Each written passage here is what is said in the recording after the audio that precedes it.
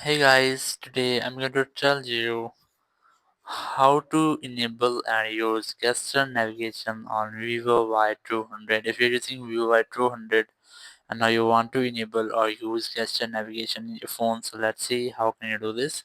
You just have to enable the simple settings. So open your settings. In settings, just scroll down and look for system management, select it, then select system navigation here, and here you'll get just three button navigation and gesture navigation. You just have to select gesture navigation and your button navigation will be disabled and you will get a bar of this type. So let's see how can you use this. You just have to pull down from right and left edges to go back something like this.